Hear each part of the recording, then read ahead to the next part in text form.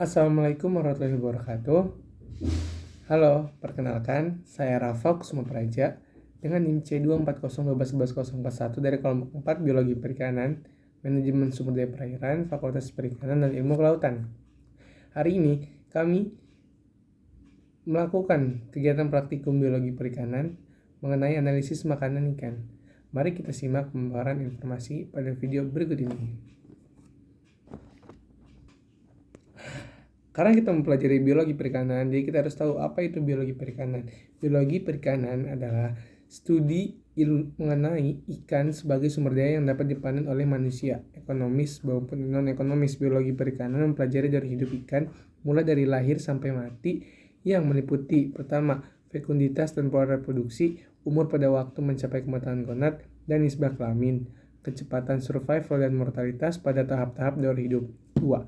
Distribusi ekologi, pergerakan dan ruaya, tingkah laku ikan dalam 24 jam atau dari musim ke musim. 3. Interaksi intra dan interspesies, bagaimana interaksi spesies dalam lingkungan hidupnya yang akan mempengaruhi populasi atau spesies lainnya. 4. Populasi serta faktor-faktor yang mengontrolnya, kecepatan pertumbuhan dan waktu yang mencapai ukuran rata-rata dari berbagai macam ikan. Dan kelima, pengaruh penangkapan ikan terhadap populasi, reproduksi, dan pertumbuhan ikan. Nah, analisis makanan ikan, apa itu? Makanan penting untuk pertumbuhan ikan, karena makanan berfungsi dalam pertumbuhan sel organisme. Makanan adalah organisme, bahan, maupun zat yang dimanfaatkan ikan untuk menunjang kehidupan dan perkembangan organ tubuhnya.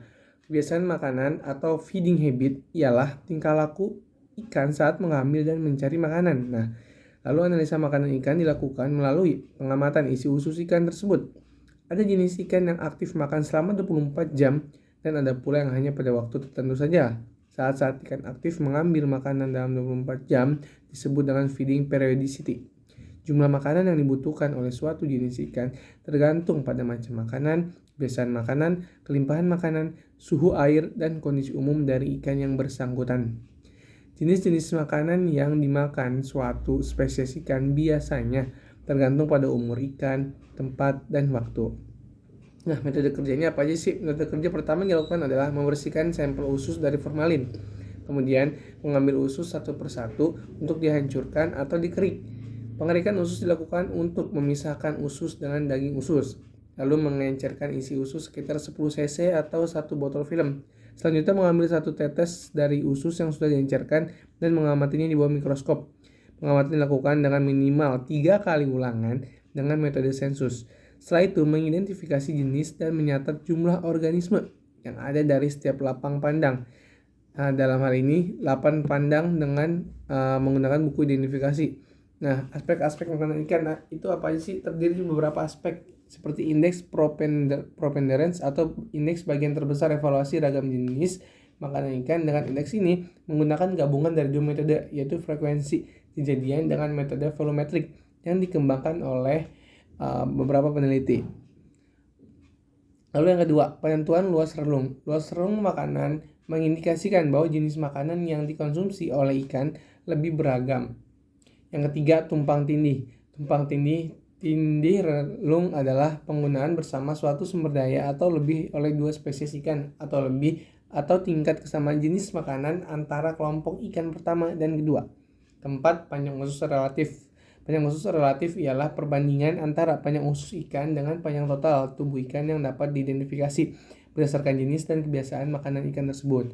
Panjang dan pendeknya usus ikan dapat disebabkan karena adanya perbedaan karakteristik dari makanan ikan tersebut. Dan jumlah makanan yang dibutuhkan ikan dapat dipengaruhi kebiasaan makan dan ketersediaan makanan. 5. Indeks isi lambung. Nilai indeks isi lambung atau Index of Stomach Content atau ISC merupakan perbandingan berat isi lambung dengan berat total tubuh ikan dalam bentuk persen. Nilai ISC menunjukkan seberapa banyak lambung ikan terisi oleh makanannya dalam bentuk persen.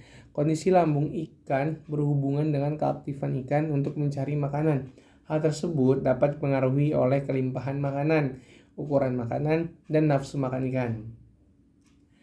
Oke, pentingnya mempelajari biologi perikanan itu apa sih? Nah, pentingnya yaitu belajar pengelolaan pemanfaatan sumber daya antara lain untuk mengetahui waktu-waktu dalam melakukan penangkapan ikan, mengetahui daerah mana saja penangkapan ikan, dan mengetahui jumlah stok ikan dan populasi ikan di alam, serta menentukan ukuran dan jumlah ikan yang boleh ditangkap. Nah, hari ini, hari Sabtu, tanggal 11 Maret 2023, telah dilakukan praktikum biologi perikanan dengan materi analisis makanan ikan.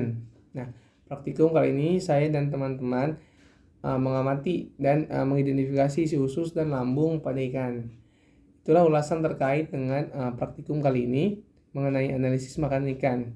Harapannya teman-teman bisa mendapatkan ilmu baru dan bisa mengimplementasikannya mengenai biologi perikanan, khususnya materi analisis makanan ikan. Sekian penyampaian informasi ulasan kali ini.